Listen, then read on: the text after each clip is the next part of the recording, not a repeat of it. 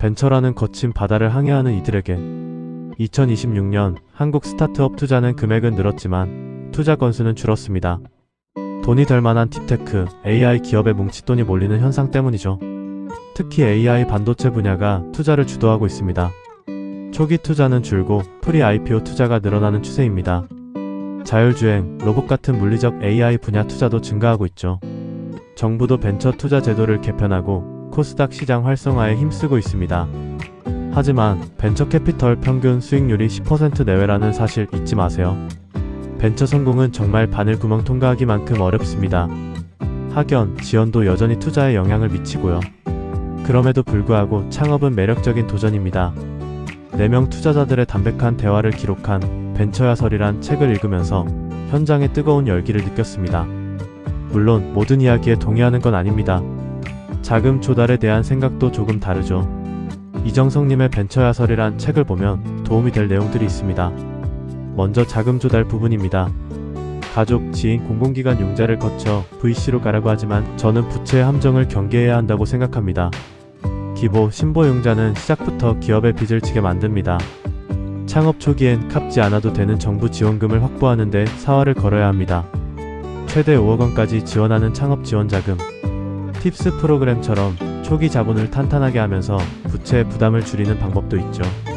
이 자금은 융자가 아니라 지원금입니다. 정부가 일자리 창출을 위해 조건 없이 우수한 창업자들에게 투자하는 것입니다. 사업계획서를 작성할 때 P&AB 시접근법을 활용해보세요. 많은 도움이 되실 겁니다. 제가 지난 콘텐츠에서 설명드린 적이 있으니 검색해보시면 됩니다.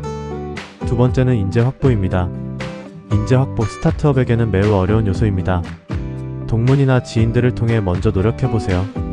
그리고 좀 수월하게 확보하려면 강남에 창업을 권하는 사람도 있지만 2026년 현재 공간의 제약은 점점 사라지고 있습니다. 유연한 근무 환경과 성장 가능성이 더 중요합니다. 어떤 인연으로 사람을 모았든 계약서는 꼭 쓰세요. 신뢰를 문서로 보호해야 나중에 생길 갈등을 막을 수 있습니다. 재밌는 사실은 벤처캐피털의 인력들 출신이 카이스트, 서울대가 매우 많습니다. 그래서 이들 동문들은 투자받는데 유리한 점이 있다는 것을 아셔야 합니다. 미국 실리콘밸리의 경우도 하버드, 스탠퍼드 출신의 투자자들이 상당히 많습니다. 미국도 우리나라처럼 학연으로 연결되어 있다는 이야기는 씁쓸한 현실입니다. 정부 과제, 산학협력도 중요합니다.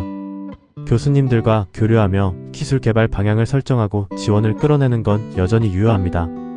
하지만 이제는 아는 사이를 넘어 우리 기술이 시장에서 얼마나 가치 있는지 증명해야 합니다. 마지막으로 시선은 항상 글로벌 시장으로 향해야 합니다. 내수 시장만으로는 한계가 명확합니다. 창업 초기부터 세계 시장을 목표로 비즈니스 모델을 설계하고 네트워크를 구축해야 합니다.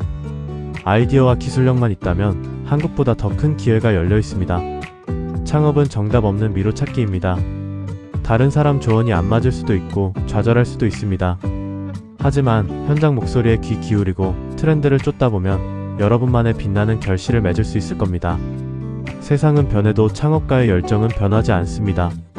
이 글이 창업을 준비하는 여러분께 작은 응원이 되기를 바랍니다.